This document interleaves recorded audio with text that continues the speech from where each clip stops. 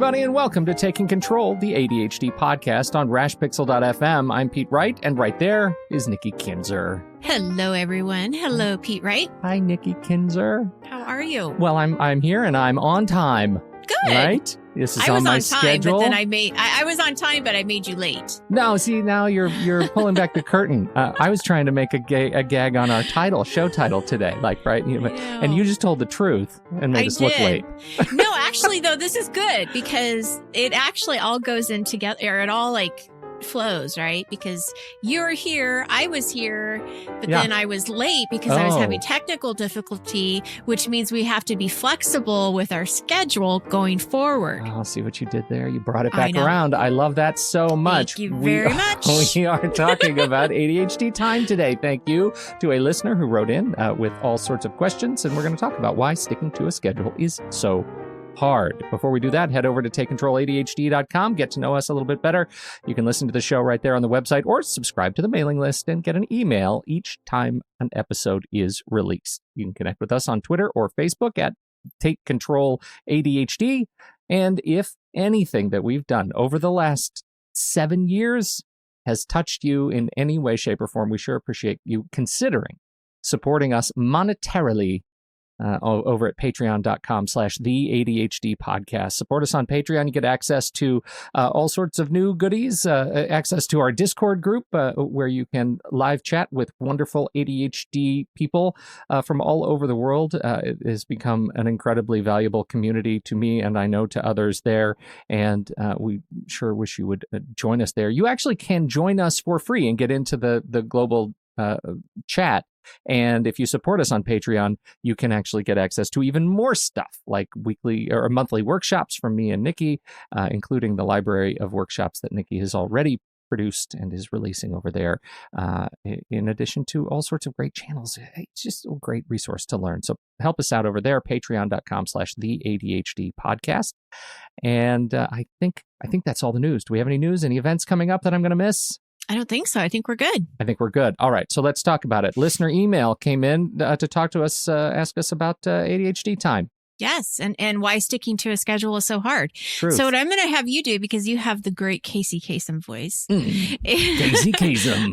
Yes. I'm going to have you read her inquiry. Okay. And then what I'm going to do is I'm going to break it down into little sections and talk about the different sections of it. All right. Here we go then. I will commence the reading. I am 27 and was recently diagnosed. I'm in college online. I run a new and struggling photography business, so my days are all spent at home, minus errands, and live with my husband. I struggle most with sticking to my own plans. I'll spend hours or days coming up with a good schedule for my days and weeks that incorporates work, school, dates, and time with my husband, cooking healthy food, exercise, and downtime. But when it comes to just sticking with it, it's like I rebel against myself. I think I'm motivated. I feel motivated most of the time. I just never want to do what it is that's next. I'll end up doing something else, sometimes something productive and other times not, and getting sucked into hyperfocus and can't tear myself away. I've tried setting timers and reminders on my phone, but I just silence them and continue. Most days I barely even eat, and trying to get myself to exercise is like pulling teeth. Anyway, always an excuse. Recently I came up with my latest great schedule and asked my husband to be my accountability partner for a few weeks until I can get into a groove, possibly longer as needed. But I've already begun to lie to him about how I'm spending my time and why. I just feel hopeless, and I'm not sure what to do or how to get myself to cooperate. It's like I'm trying to drive the car, but I'm being overrun by a rogue autopilot. Any advice? Oh, dear. Packed with a lot of stuff there. Yeah, it really is. And my goodness, that feels familiar. Yes. This was a really good, I think she really explained herself nicely, because I have a feeling that many people will relate to what she's saying and how she's feeling.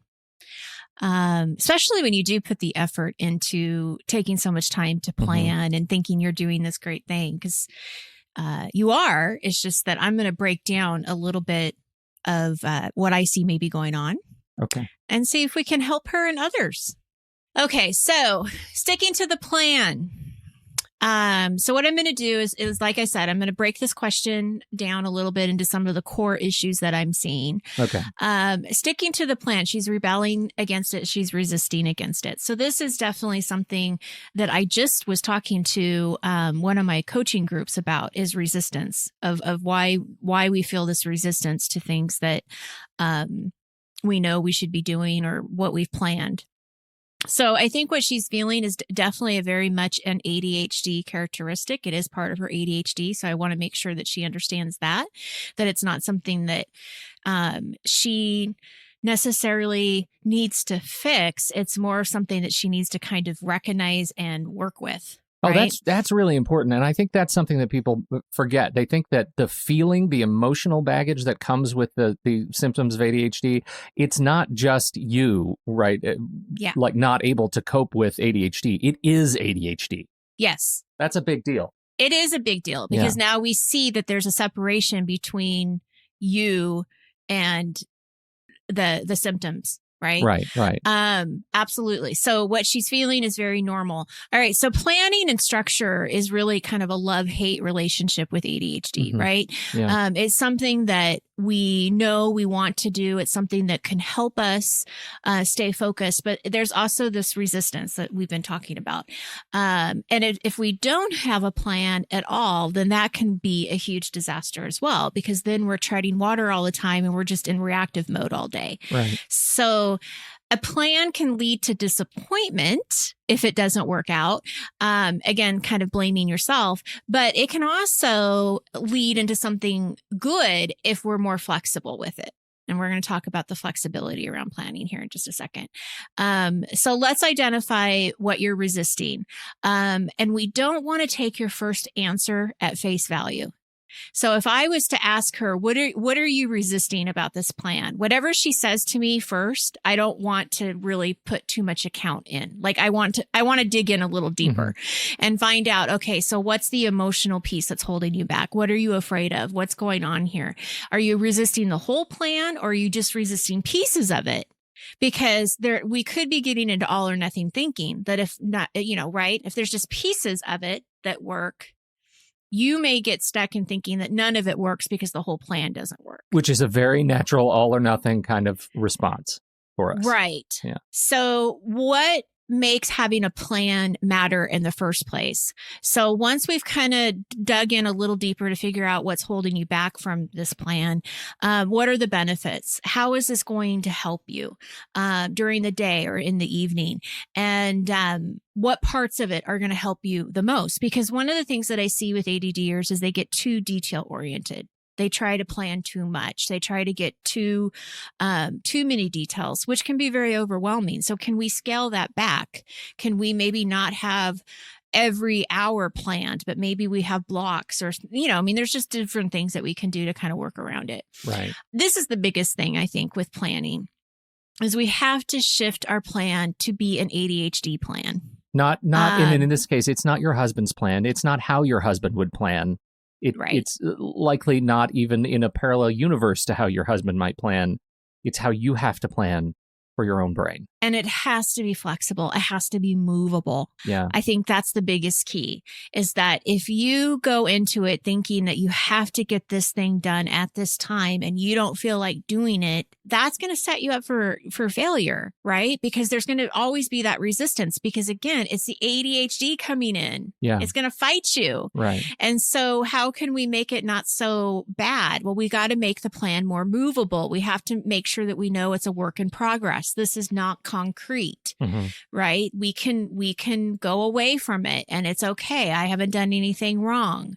We want to add buffer time. We want to make sure that we're having space in our calendar, because we're going to need it.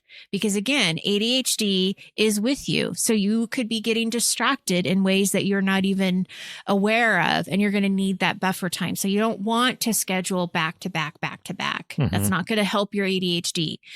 She's adding a lot of new things at once.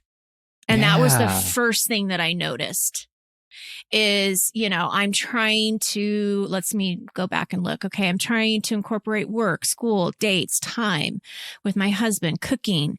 healthy food, exercise, downtime. That is a lot of stuff to be putting into a schedule if you're not used to having a plan work for you. Right. Which is, it's great. It's aspirational. And sometimes, Absolutely. again, that all or nothing thinking, we sometimes think, well, this is what my life needs to look like. So I'm going to make it look like that today. Yes. And yeah, that's a recipe for disaster. Yes, because it works for one day. Yeah, right. Yeah. And then the next day you feel bad because it didn't happen. So lots of things going on there. And what I would suggest is that we practice planning maybe 1 or 2 things at a time and see how that works for you. Again, we have to make this an ADHD plan for you, and it has to be movable. And so you can add more as you're comfortable and you're feeling good. Well, yeah, and I totally see that too, because that's how I live on my calendar, which is movable, right? Everything that's on there I can move around, and I feel like I'm a very tactile person, and so for me being able to touch that bit of data and move it to another place is me exercising my power over myself, over my brain. You know what I mean? Like that's kind of a weird way to think about it, I guess. Well, I like it. That's me. I like it. So practicing, 1 or 2 things and seeing how it goes. Okay. So here we want to talk about the motivation. So she was talking about, I think I'm motivated. I just never want to do what's next. And then she finds herself getting sucked into hyper focus. Well, this is what I'm going to ask, is that I want her to reevaluate her motivation after she has shifted the way that she thinks about planning. Yeah. Can I interject something here? Because I think that's really important. I think as ADHDers, this is my hypothesis, my theory. Oh, give it. Yeah. Yes. That we may think we know what it feels like to feel motivated, but we don't know what it feels like to be motivated very often, right? I have a sense of what it feels like to be motivated because I may have experienced in the past, or good Lord, I watch people around me who are motivated and who are productive. But most of the time I get a sense of of kind of the mask of motivation that sometimes I have to wear, the mask of productivity that I have to wear because my systems are frail or failing. And that's the part that I think if we don't stop and say, okay, and I love how she said it. I think I feel motivated, right? I'm like on the cusp of something great, but it feels like it ends up, right. It's just, I have a mask on. And once I pull that mask off, it's not significant. It's not rooted in anything. It's just vapor. It's just lost time. And I think that's a good point. We think we know. Yeah. And what I want to do is reevaluate this after you've made this shift too, because it may feel different. It may not feel as rigid, right? Like maybe you don't have to be as motivated as you think you need to be to get started on something when you feel more empowered about making that decision yourself. Yeah. Right? Because that I think that's what it comes down to, is if you can create an ADHD plan that's movable and you feel good about it, then you empower yourself to make the decision on what you want to do during that time. It's your schedule. It's your life. You're the only person in charge of it. You get to choose and not feel bad about it.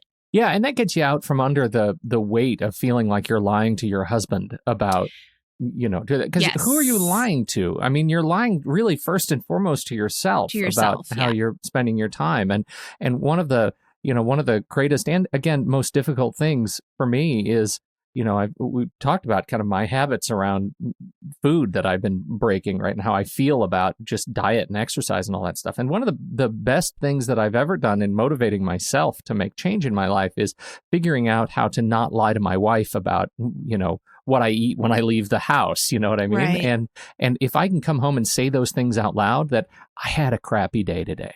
I had a crappy day. Or I was not productive today. Another little side story, if I may. Can I? Yes, do you mind? please. I have the floor. Here's the thing. I was talking to my friend and colleague, this psychotherapist, Dodge Ray, that we've talked about before, and he said I made some comment about something like my variant of ADHD or whatever, how I've learned to accommodate sort of myself with ADHD, and his response was I thought very interesting. He said, he said, I'd give anything to have your kind of ADHD. Like, you seem like you have it all under control. And I said, you don't see it when it fails, because my ADHD is the kind of ADHD that is unforgivably and unrepentantly organized, right? Like, the dopamine hit for me that becomes so satisfying is in implementing new tools and accommodations around my own ADHD. But what you don't see is me having 40 hours of billable work at the end of a week and only billing 2, because I ended up setting up so many systems and living in 5 different to-do applications and duplicating hundreds of tasks across all of them so that I could see which one I like the most. That's my ADHD, and it sucks. And it's terrible, because on the surface, it feels like something that I've got. I know the ins and outs of all these systems, but deep down, I feel like I have to lie about my time on these terrible weeks. And that is the thing where I really connect to this email, and where it really feels like we're plumbing the depths of what it feels like to feel like you have to judge yourself against some impossible norm. Well, and it's interesting because you bring up the point, too, of not only this impossible norm, but judging yourself against other people that have ADHD. Yeah. Right? Because you see something and you think that that's immediately, oh, well, they're doing well. Why can't I? Exactly. They graduated from college. Why is it so hard for me? Stop comparing. Well, stop comparing. And really, just like you said, you really don't know. Like, that person could have really had a hard time too. We don't know. It's like, it looks good because they got the degree, but that doesn't mean anything. I mean, it means something, but you know what I mean? I'm saying mean several times. That's all right. It means something. It means something. Yeah, there you go. Well, I do want to talk about the accountability choice that she had, which was her husband. So she tries 2 different strategies, right? So she talks about the alarms and timers, and then she talks about the accountability partner. Right. So these are 2 great strategies. And they're actually 2 really important strategies that ADDers probably will find more success more often than not when they have these things in play, especially the timers and alarms. And the accountability partner is just as important too. So let me talk about how they can be tweaked. So timers and alarms, I really feel, are essential for the life of an ADDer. Because you cannot rely on your working memory. Yeah. It's just not fair. Right? It's just not fair. So what we want to do is we want to change, again, the mindset around what these are. They're little flexible pokes is what I'm going to call them. Because they're there to remind you that you got to do something, right? But if you keep ignoring them, you're not using them correctly. So you got to either use them less or change the time that you're being reminded. If it's really important, then we're going to go back to the idea from Ari Tuckman in his book when we talked about perspective memory. You snooze it. So you keep snoozing it until you do it. So there's just timers and alarms work. You just got to have them work for you. So go ahead. You have something to say. I do. This is a challenge only insofar as when you have acclimated, I'll use that word because it's sort of kind, right? Like it's like we've just changed altitude a little bit and our bodies are now adjusted to it. When you've acclimated to your alarms and you've absorbed them into the back of your mind, and that muscle memory you have trained falsely to be the thing that you ignore, you press stop on your alarm instead of snooze. That's a muscle that you've developed. And I don't necessarily want to say that, you're broken at this point. Like that's not it. You can always retrain yourself. But the real question is how. Like, what is it like you're saying right now, Nick? You've got to change something, change one element about how you're using the alarm that's going to force you into a new model. And that's, I think, the thing that feels so overwhelming when we hear this all the time. You guys say use alarms. I use alarms and I just ignore the alarms. The easiest thing to do is to ignore the alarm. So how do you change this habit when you are already in the space of being acclimated to your alarms? So they've lost meaning. Great question. So here, the alarm is a tool for you to remind yourself to do something. So what we have to do is take it a step before you're getting to the reminder. What is it that you have to do? And why are you resisting it? Yeah. Okay. Okay. So if you continue to put the alarm off, put it off, you're resisting this task for some reason. Oh, you know what? I just love the way you're saying that, because that's usually the things I have to set an alarm for, the things I don't want to do. Right. Right. The things that I don't want to change from what I'm currently doing to do this other thing. And so I'm going to set an alarm to remind me to do it, because how great that'll be. But mostly I still have to get over the hump of why I don't want to do that thing I'm trying to remind myself. Because the alarm is just reminding you to do it. It's not the alarm's fault that mostly you're not it is. doing. Let's be clear. Those stupid alarms, it's all their fault. It's not their fault. They are just a tool. They are a tool. That you are being used. I know they're a stupid tool, but I do think you got to figure out deeper. You got to go in deeper and really figure out, what is it about this that I'm resisting? And is it important enough to have it on a daily reminder or whatever, right? Is the alarm is it poking you at the right time? Is it poking you too many times? Right. Like, you got to think about being a little more strategic about it. But also, I love that. Ask that question. What is it about this next thing that I don't want to do so badly? The easy stuff is, I got to put bread in the oven or something when the oven's preheated. That's a little alarm that's going to go off. Super easy for me to break what I'm doing right now. Go in and put the bread in the oven. But an alarm that says, hey, Pete, dummy, you need to stop what you're doing now and do your invoicing for the month. That's a disaster, right? Like, that's a thing that I usually don't want to do.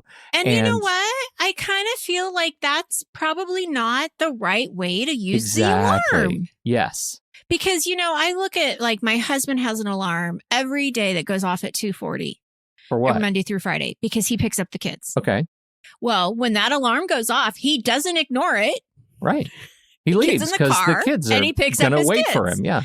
Yeah. But when you talk about something like invoicing, yeah, for sure. Why are you going to want to stop and do that when you don't want to do it? Right. And you're kind of having fun doing whatever it is that you're doing. So the alarm is not being used. It's not the right tool at that point. Right. So we got to figure out something other than that. Probably. And ask the question, what is it about bookkeeping tasks? I mean, bookkeeping is the foundation of my business, right? It's what keeps food on the table. What is it about that task that I don't like? Right. That's hard for me to get at. And going through, like, I ask myself that question every single time it comes around. What is it about that? Like, that's one of those things I feel like I need to work through in order to get to the other side of having the alarm go off and making it feel like bread is in the oven. I need to actually go and want to do that task. What is that? How do you reframe that? So, it's a rhetorical question now, but it's an important act of rhetoric that I think is important for us to think about. Well, and there's other ways to remind yourself that isn't with a timer or an alarm too. So they're not the only reminders. I mean, you can use sticky notes. You can use a picture that represents something. You can, have somebody tell you, remind you, like a person, right? And we'll talk about accountability partner in just a second. So there are other ways to remind you to do something that doesn't necessarily have a timer or alarm to it. So yes, we want to be kind of choosy about how we use those, but they do work. That's what I want to say. They do work if you're using them right. Okay. Accountability partner. She needs to choose a different one. Just going to throw that out there. Okay. Not the husband. The husband is never a good accountability partner for anything. He's doing it wrong. And that's not true for everyone. I get it. But, I'm on a health journey too. And the last person who's going to be my accountability partner is my husband for a couple of reasons. One is that he loves me too much. And so he's either going to be really easy on me or he's going to think, oh, she really wants my help. So then he'll be really hard on me and then I'm going to be upset. So it's just not a good thing. My guess is that she's lying about this because, she's embarrassed. She's ashamed. Mm-hmm. And those are all, very real feelings to feel, especially when you have your ADHD getting in the way of this. But I think your husband's too close to the situation. So I would choose a different accountability partner. Maybe if you can, another ADDer, right? Because I think that is probably really awesome because you're going to have someone who doesn't feel any judgment from you, about you, right? It's going to be a very helpful, supportive relationship. Right. If I may be so bold, jump into the Discord group at the ADHD podcast because that's where that happens. The ADHD accountability channel is your new home. Yes, absolutely. Yeah. I mean, that is a great idea. And I wasn't even thinking about that, Pete. So thank you for putting that in there. But that's the thing is that you really probably want to choose somebody that's not quite so close to you so that you don't feel the need to be ashamed or embarrassed, that you can just lay it out there. Right. It's not healthy for your marriage. And this goes back to what you were saying. You're not helping yourself if you're not really honest about the situation. Yeah. And when I coach with clients, I always say that too. It's like they have to be 100% honest with me because then I can't help them. I can't go through this journey with them if they're not honest with me. I do have a little note here to talk about group coaching as well. So not just the Discord, but group coaching is also very good with the accountability as well. So that starts in January. So we're not enrolling yet, but get on the wait list and then you'll be first. Get on the wait list. Yep. Yeah. Okay, let's talk about hopelessness because this is something that we both felt sad about. Yeah. What was your first kind of thought when you read that? Well, only because it feels so familiar, right? That feeling of when you don't know what to do and you don't know how to get yourself, as she says, get myself to cooperate. And I love how she says this rogue autopilot. For me, it's a nasty, like angry 6-year-old, like clinging to my neck on my back, like just pounding on my shoulder. Do this, do that, do this, do that. And that's kind of how I envision that horrible feeling of like, I can't get myself to cooperate because there's this voice that I can't, like, you hear people like the advice, well, you got to talk to your inner child or whatever, you got to get that off your back. Well, it's really hard and you never know when, sometimes you don't even know that autopilot is in the, pilot seat. You're not entirely aware that you're being overrun. And that's a difficult and familiar feeling. Something that hit me too is that I know that one of the reasons you and I started this podcast a long time ago was to inspire people. It was to give people hope. It was to give people strategies and a conversation around ADHD. And so when I saw this, it did make me sad too, because I was like, oh, that's the complete opposite of what our message is. Yeah. And so the one thing that I would say to her and anybody else that feels hopeless is that you just haven't found what works for you yet. There is still a lot of hope. There is still a lot of things. And it's not that it's going to be ever perfect because again, as we were talking at the beginning of the call, the ADHD is there, but it's separate from who you are. And if you can see that and be more forgiving for yourself or more forgiving to yourself, it opens up a different perception of life, right? Like, okay, well, this happened, but I'm not a bad person and I'm going to keep doing the best I can. And you got to check those limiting beliefs. What's that internal conversation that you're having? Is this serving you? If it's not, then how can I switch that? Because I want to be a happy person. I want to see joy. I want to be grateful. We want to keep looking for ideas. Something will click and then you may get bored with it. And guess what? That's okay too. Get bored with it and try something else. Move on. move on. So that's the thing is I just, there is so much hope. And there's so many people out there that get you and understand you. You're not alone. And, again, going back to the group of people that can support you makes a big, big difference. Find the tribe. Find the tribe. Right. That's the trick. Well, this is, what a fantastic email to come in. And so I would say first or to wrap up, thank you for trusting us with this particular set of questions and experiences because it's important and it's important to share. And I think that's a big step, is feeling like you can reach into a group of people who are going to understand you for whatever reason, whatever shared experience. But that's us, and we sure appreciate you trusting us to be able to talk about it on this show. Thank you very much for letting us share it with this community. Jump into Discord, make that happen, find your tribe. I think that's all we've got. And sign up for group coaching. It's totally great. That's it. Thanks everybody for downloading and listening to this show. We sure appreciate your time and your attention. On behalf of Nikki Kinzer, I'm Pete Wright. We'll catch you next week right here on Taking Control, the ADHD podcast.